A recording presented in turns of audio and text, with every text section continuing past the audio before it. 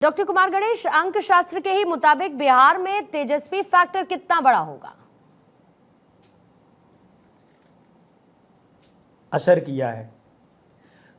उसका कारण है तेजस्वी यादव के जन्मांकों में अंक 9 और 8 जो है वो बहुत भारी पड़ रहा है इस बार 2024 में भी और 2025 में, दोनों सालों में।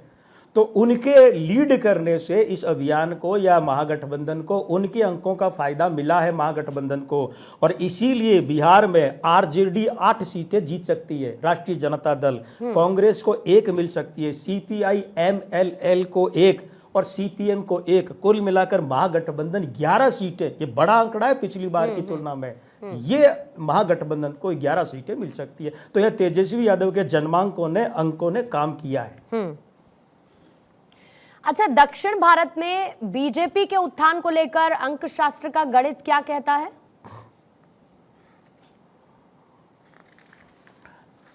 दोनों तरह की खबरें। अब आप बताइए, मैं पहले मीठी सुनाऊं या खट्टी सुनाऊं? मुझे लगता है मीठी से शुरुआत करनी चाहिए आपको। मीठी से शुरुआत ये है कि देखिए, भारतीय जनता पार्टी के चेहरे पर मुस्कान आएगी कि वो इस बार केरल का अभेद्य किला भेदने जा रही है। और यहां पतनमटिट्टा जो सीट है वहां पर अनिल एंटोनी, जो कांग्रेसी दिग्गज ए.के. एंटोनी के सुपुत्र, जो भाजपा में आ गए थोड़े समय पहले, वे जीतते दिख रहे हैं। तो वो 1 सीट केरल में लाकर भाजपा केरल का खाता खोलने जा रही है। इसके अलावा आंध्र प्रदेश में भाजपा 3 सीटें लाने जा रही है। ये तो 2 अच्छी खबरें हैं। हमारे ज्योतिषियों के लिए तो सब खबरें महत्वपूर्ण है, ना अच्छी ना बुरी है। लेकिन अब जो कड़वी खबर, खारी खबर है, वो ये कि तमिलनाडु में मेरे हिसाब से भाजपा खाली हाथ रहेगी। वहां से 2 बड़े चेहरे हैं, पूर्व राज्यपाल तेलंगाना की तमिलसाई सौंदरराजन और भाजपा प्रदेशाध्यक्ष अन्नामलाई, जिन पर भाजपा की उम्मीद है। उनके समेत सारे प्रत्याशी जो खाली हाथ रहेंगे ये। और दूसरा ये है कि कर्नाटक में भारतीय जनता पार्टी पिछली बार जो है 28 में से 25 सीटें जीती थी। इस बार वो सिर्फ 14 जीत रही है, जिसमें 12 भाजपा की और 2 जेडीएस की। हासन और कोलार, मंडिया जेडीएस हार रहा है, तो 14 भाजपा ला रही है। तो वहां कर्नाटक में भाजपा की कम हो रही है। तो दोनों खबरें भाजपा के लिए मेरे पास है। अच्छी और बुरी दोनों आपने उनके सामने रख दी हैं, मीठी और कड़वी दोनों की दोनों। अच्छा, अंक शास्त्र के मुताबिक विपक्ष की किस पार्टी को सबसे ज्यादा सीटें आपको मिलती हुई नजर आ रही हैं, डॉक्टर कुमार गणेश? कांग्रेस को देखिए, मेरे हिसाब से मिल रही है 49 से 76 सीटें, इस रेंज में 49 से 76, 49 से 76। और कांग्रेस के बाद में सबसे बड़ा दल वो तृणमूल कांग्रेस बनता दिख रहा है 30 सीटों के साथ। 29 वहां पश्चिम बंगाल में और 1 सीट उत्तर प्रदेश में भदोही वाली, जो कांग्रेस और सपा ने उसके लिए छोड़ी है। और जहां से पूर्व कांग्रेसी दिग्गज स्वर्गीय कमलापति त्रिपाठी के पौत्र चुनाव लड़ रहे ललितेश पति त्रिपाठी, वो भदोही। अच्छा, जो विपक्ष की एकजुटता की बात हो रही है डॉक्टर कुमार गणेश, वो आपके आकलन के हिसाब से कितने दिन और टिकेगी? ये महत्वपूर्ण सवाल है बहुत। देखिए, विपक्षी एकता से आपका तात्पर्य शायद इंडिया गठबंधन होगा, क्योंकि बाकी तो एक है ही नहीं है। और रहा सवाल इंडिया गठबंधन को, हमें ये देखना पड़ेगा कि इसके जो लीड रोल वाले लोग हैं उनके जन्मांक क्या है, नामांक क्या है। तो उसके आधार पर देखिए, सबसे पहले तो इंडिया गठबंधन का एक बहुत बड़ा चेहरा, लीड करने वाला चेहरा मल्लिकार्जुन खड़गे। एक तो वो इस साल या अगले साल के शुरू के 1-2 महीने में, अगले 5-7 महीने में, 8 महीने में विदा हो जाएंगे पद से, राष्ट्रीय पद से कांग्रेस के। तो एक तो इस इंडिया गठबंधन को यह झटका लगेगा कि अगला बड़ा आदमी चाहिए। उसके अलावा इंडिया गठबंधन में मैं जो देख रहा हूं, अगले 1.25 साल, मतलब अभी से जून से 15 महीने तक में बहुत कुछ टूट फूट होनी है, बहुत कुछ। महाराष्ट्र के जो अक्टूबर नवंबर में विधानसभा चुनाव होने, इसके बाद टूट फूट होनी है।